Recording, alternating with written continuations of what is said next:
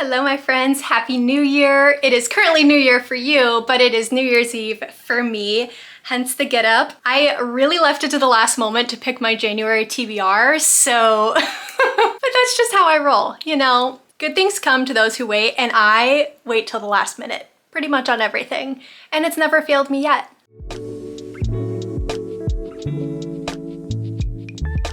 If you're new here, welcome. My name is Heidi and I love to read. And if you're here, I bet you love to read too, or you just find it peaceful to watch other people read, and I'm all for that as well. If you're one of my OG subscribers, welcome back. So glad to have you. Excited to get familiar with people in the comments. This channel is super new and I plan to be posting every single week in 2025. It's one of my many New Year's resolutions. By many, they're all book related, so you'll get to see all of that as this channel unfurls. Please do like and subscribe. It means a lot to me and really helps me grow my channel and get some traction on this platform. There are many people out there who do booktube. I'm just one of many, but I hope that you find something on this channel that fits your niche and what you're looking for, and we can build our own little community here. Last year, I read 84 books and I purchased, I don't even want to say, but probably double that. Now, I did read a lot of those books that I bought, but I do have now a endless TBR problem going into 2025, so I've decided to do the trusty TBR jar. That's right, we're doing it. It's gonna be great. For January, I've decided I'm only going to choose 4 prompts out of the TBR jar because I also have my 25 and 2025 list. So I'll be picking 2 books from that list each month on top of the TBR jar, on top of my book club reads. So 4 from here, 2 from my 25 list, and then I also run 2 book clubs and I'm part of a buddy read. So that's an additional 3 on top of that. I'm hoping that if I can read between 8 and 10 books a month, I'll hit my goal of 100 books by the end of the year, because I know we're probably gonna have some slumps along the way, and that's okay. Life happens. But for January, it is time to pick. I wrote all these yesterday, so I do know what's in here, but there are probably maybe 50 prompts in here. Okay, prompt number 1. A book that reminds me of my favorite season. Okay, that's a good one. My favorite season is autumn, so let me think on this. I'm gonna pull and then I'll choose. Book number 2, the shortest book on my TBR. Okay. Starting off great. I love this prompt. I do have some novellas, I think. Okay. Number 3, a book that has orange on the cover. Okay. I feel like orange isn't that common of a color, so we'll need to kind of hunt through my TBR for that. Who works on New Year's? Who does construction on New Year's? Go home, get a drink, go party. Stop ruining my video. They heard me, they're done. And last but not least, a book with food or drink on the cover. Okay, love it. Okay, new view. We relocated the floor so you can see my whole cart. This cart is right next to my chair, so I can kind of just pull from it whenever I want. I also, get ready for toxicity, I also have a TBR shelf over there. So this cart is kind of what I want to prioritize first. My shelf over there is more of my newer books that I've purchased. So I think I need to give this cart some love before I consider pulling from that shelf. So let's start here. If I can't find something that fits the prompt really well, we'll shift over to the shelf. Okay, so we're starting with a book that reminds me of my favorite season. Like I said, my favorite season is autumn currently. It never used to be, but it is now. I used to hate the color orange and red and yellow, basically any warm colors. And I think that's still the case. Like, I love brown and I love neutral colors and I love like blues and greens, but I do love autumn. It is the only time I love those warm colors. So when looking at this prompt, I think I'm going to try to find something that has an autumny cover, an autumny prompt, or maybe just some autumn-like colors. So the first one I'm thinking of is, ooh, there's a sticker on this one. I am not one of those people who leave stickers on the book, so don't judge me. That was an accident. Okay, first we have The Shadow of What Was Lost. This was recommended to me at my local Barnes & Noble by the gentleman who tends to work in the sci-fi fantasy area. I think this one, ooh, actually, we'll switch it up because I have a book that has orange on the cover, and I think this book might be perfect for that because this is the only color on this book is orange. Everything else is in monochrome. Yeah, okay. So we're gonna do Shadow of What Was Lost for my prompt that is orange on the cover. Let's see what this book is about. He told me about it in the bookstore, but I didn't actually like read the back of it. It has been 20 years since the godlike augurs were overthrown and killed. Those who weren't served them, the gifted, were spared only after accepting the rebellion's 4 tenets, which vastly limited their powers. Davian suffers, ooh, Davian, that's a cool name. Davian suffers the consequences of a war lost before he was even born. When he discovers that he wields the forbidden powers of the augurs, he sets into motion a chain of events that will change everything. To the west, a young man whose fate is intertwined with Davian's wakes up in a forest, covered in blood, with no memory of who he is. And in the far north, an ancient enemy begins to stir. This sounds good. This sounds like a fantasy that might take over my life. Also, this cover, so cool. Kind of almost reminds me of the Poppy Wars cover. I don't really know why, but it does. That's a really cool cover. Okay, back to my favorite season. Let's see. We have Ithaca here, which is about Penelope, Odysseus's wife, and what kind of happens to her while Odysseus is on his 20-year hiatus, which, you know, what a guy. But I mean, this is also like autumny colors, so maybe this is a good one. I don't like the staggered edges, so I'm gonna try to avoid picking this one if I can. Sorry, not sorry. Let's see, okay, we have, those are wintry. That's hockey, I associate that with winter. This is flowers. I don't really know if I associate that. Ooh, Legends and Lattes. This is like a cozy fantasy. And cozy fantasy just screams autumn to me. So that's an option. I actually like this option better, so I'm gonna put Ithaca back. Okay, we also have Leather and Lark down here, which is the second book in the Butcher and Blackbird series. I do associate kind of like thriller, dark romance with autumn, but I don't really know if I'm feeling that one right now. Okay, we also have Ninth House. This doesn't necessarily scream autumn at first to me, but it does give me dark academia vibes. Dark academia I associate with autumn. So let's see what this one's about. Galaxy, or Alex Stern, is the most unlikely member of Yale's freshman class. Okay, freshman class, that starts in the autumn. Raised in the Los Angeles hinterlands by a hippie mom, Alex dropped out of school early and into a world of shady drug dealer boyfriends, dead-end jobs, and much worse. Poor gal. In fact, by age 20, she is the sole survivor of a horrific, unsolved multiple homicide. Some might say she's thrown her life away, but at her hospital bedside, Alex is offered a second chance to attend one of the world's most prestigious universities on a full ride. What's the catch and why her? Still searching for answers, Alex arrives in New Haven, tasked by her mysterious benefactors with monitoring the activities of Yale's secret societies. Their 8 windowless tombs are the well-known haunts of the rich and powerful, from high-ranking politicians to Wall Street's biggest players, but their occult activities are more sinister and more extraordinary than any paranoid imagination might conceive. Okay, I think I'm going to, I think I'm gonna save this one for like actual autumn. I don't know if I'm feeling a cozy fantasy right now. Cozy fantasy I love, but it does tend to sometimes put me into a reading slump if I'm not super into it. So I have to be in the right headspace for this, and I don't know if I am right now. So I'm gonna put this one back. I think I'm going to go with Ninth House by Leigh Bardugo. This seems very dark academia. There's the words tomb and freshman class and sinister were all used, and those are all types of like thriller, mystery, dark academia books I tend to read in the autumn. This is one that I meant to pick up last autumn and didn't. So this is the one I'm going to choose for a book that reminds me of my favorite season. Okay, next, the shortest book on my TBR. I think I know what this one might be. I actually think the shortest book on my TBR is on my 25 list in 2025, so I can't technically pick that one yet. I have to pick from this cart or the shelf. So I might need to go check, the shelf to see if there are any short books on there, but let me take a peek at this one. Just like visually, Orphan Train seems like a really short book. Again, it has the staggered edges. I really just don't love those. Okay, I have to test it because I feel like my camera has just been zooming in and out lately. So I already don't love the staggered edges, but you know what?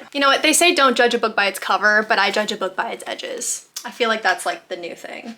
Trying to avoid spoilers. Okay, Orphan Train has 273 pages, so this is a solid contender. Do I have any books that are under 273 pages? Are you ready? Are you ready for this?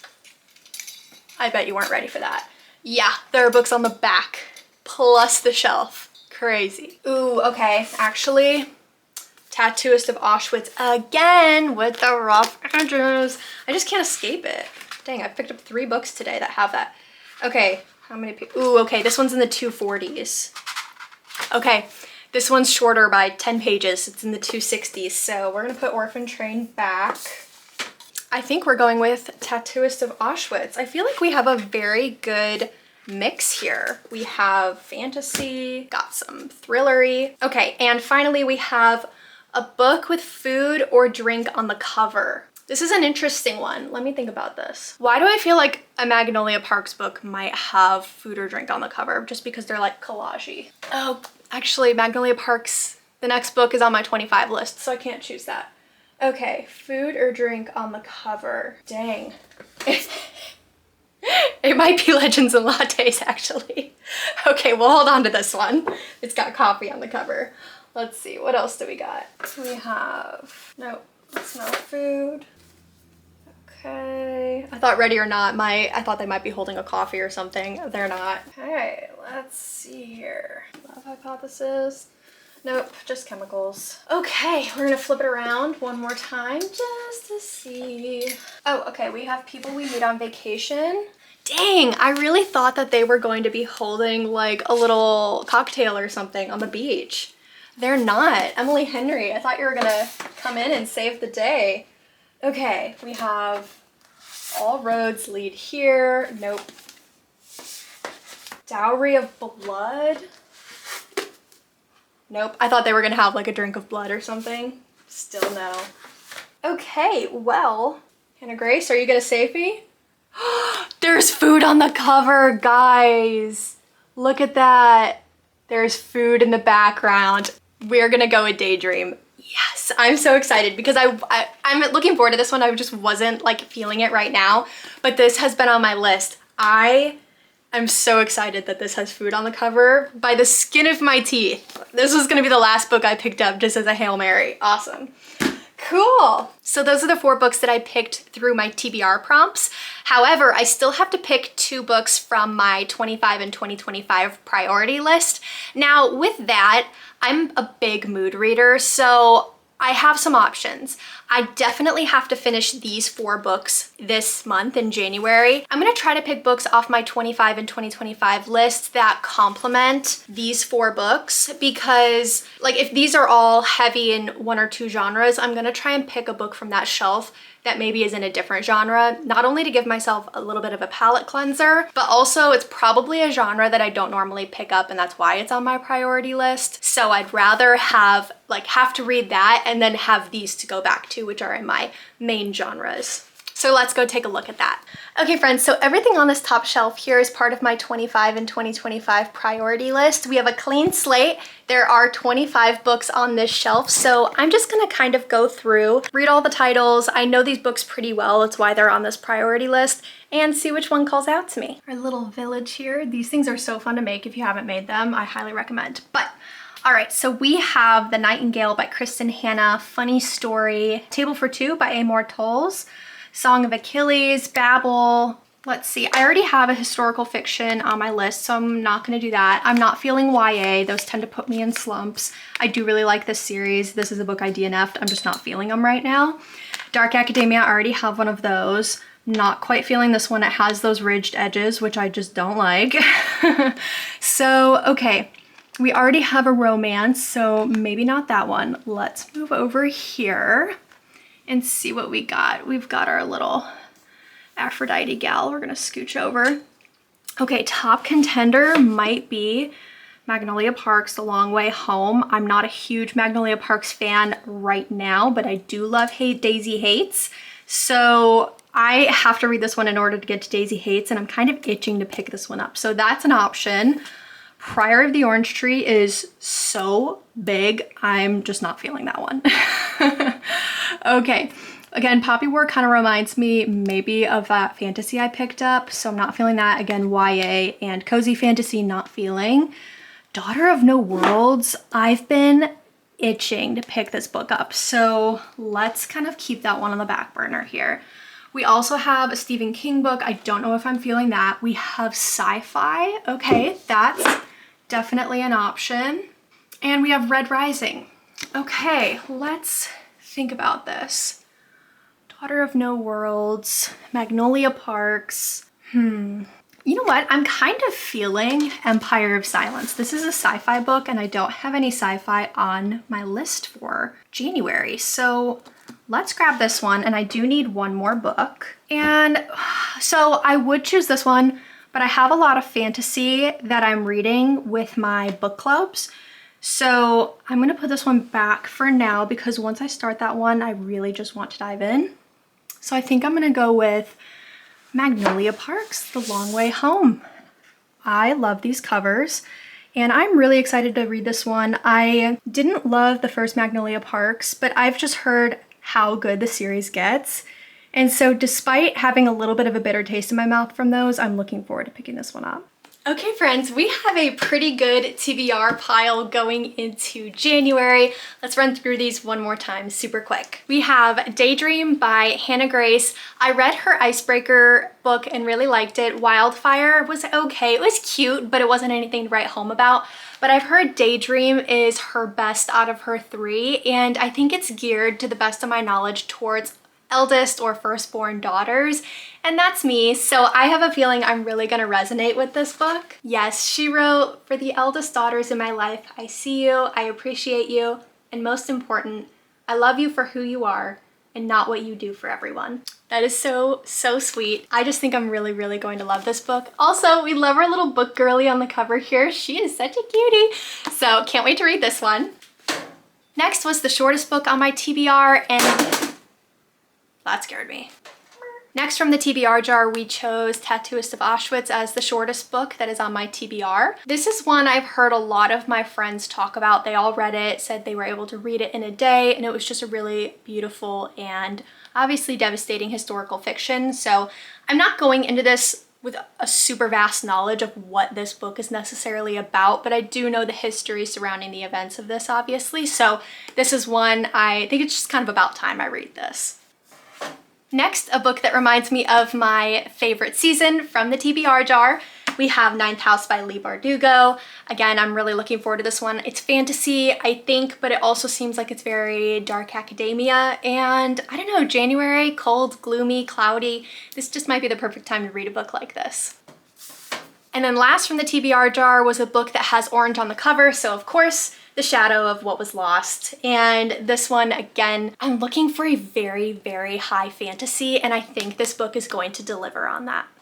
She is a chunky book. And then from my 25 and 2025, we chose Empire of Silence, which is my sci-fi read of the month. Also, just look at this cover. Such a cool cover for a sci-fi book. But let me just give you a quick synopsis of this. It was not his war. The galaxy remembers him as a hero. The man who burned every last alien seal sin from the sky. They remember him as a monster, the devil who destroyed a sun, casually annihilating 4 billion human lives. Even the emperor himself, against imperial orders. But Hadrian was not a hero. He was not a monster. He was not even a soldier. On the wrong planet, at the right time, for the best reasons, Hadrian Marlowe starts down a path that can only end in fire. He flees his father and a future as a torturer, only to be left stranded on a strange backwater world. Forced to fight as a gladiator and navigate the intrigues of a foreign planetary court, Hadrian must fight a war he did not start, for an empire he does not love, against an enemy he will never understand. Tell me that doesn't sound like an awesome sci-fi book. It seems like it's got a little bit of like Gladiator set in Star Wars, but also a little bit of fantasy. I'm so excited. I also don't read too many books that have a male main character. Usually there are male main characters, but they're a side character to the female main character. So I'm really looking forward to this. This is also kind of on my bingo for my reading bingo for 2025, is to read a book with a true male main character, not like a side plot male character. finally, it needs no introduction. Magnolia Park's The Long Way Home. This is the year I'm going to finish that universe because I want to be all caught up when the third Daisy Hates book comes out. I don't think we have a release date for that yet or any like announcements that have been made to the best of my knowledge, but I missed the bandwagon and I missed that experience of reading the last Magnolia Parks book when it first came out, and I just want to experience that with everybody, so I gotta catch up. Okay, so we have 6 books here, but I also want to show you my book club reads that are picked out for January. First, not quite a book club, but I'm doing a buddy read with a couple of my friends, and we are currently reading the Caraval series. I'm a little behind. They're already done with Legendary, and I think they're starting finale soon. So I'm about 100 pages in. I really have some work to do. I probably should not be going out on New Year's Eve. I should probably be finishing this book. So you know who you are if I'm reading this with you. I'm sorry I'm a little behind. I promise I'll catch up ASAP Rocky. Next, I run a book club on Fable, and we all voted and decided to read The Last Letter by Rebecca Yarros. And this is a book that I wanted to read as a book club, and I'm really excited that everyone voted on it because I know it's gonna be good, but I also think it's gonna break my heart. And if I'm gonna have my heart broken, I need somebody else to be in it with me. Now I have like 30 book girlies who I'm reading it with, and I'm so excited. If you're interested in joining my Fable, we would love to have you. We are steadily growing and welcoming anybody who wants to join. So we're reading this for January, but we'll be doing a different book every single month. We are mainly gonna be sticking to fantasy, romance, and fiction. So if you like that and you wanna join and you find buddy reading helps you tackle your TBR, I'll make sure the link is in the description below. I also run a book club with my friends here locally. So there's about 8 of us, and one of the girls recommended Here One Moment, and we all looked into it and decided this was absolutely going to be our next book club read for January. So I have to tackle this one this month as well, but I just want to talk about the premise of this book for a moment because it, I think, has a lot of potential, and I'm very excited to see where this goes.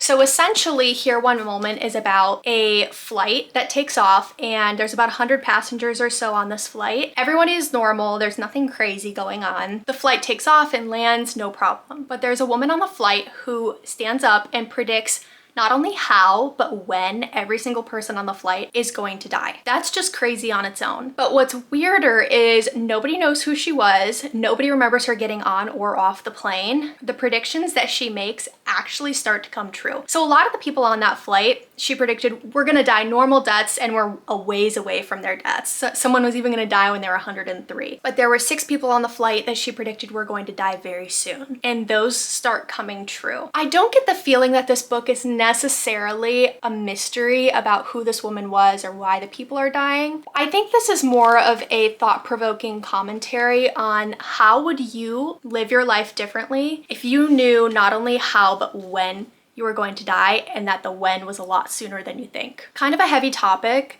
and honestly, I don't really know what the cover means. There's like clearly the butterfly ripple effect thing happening. I'm interested in seeing how that particular tidbit like correlates with the book. But I think that this is a really good story to read going into the new year because we're all setting our goals and everything like that. But it's also a really thought-provoking concept that's making me think about how would I live my life differently. You know, if you only had 1 year to live, what would you do? A lot of us, I think, would live better lives if we made that decision to live better with the time that we have left, even if that's a lot of time.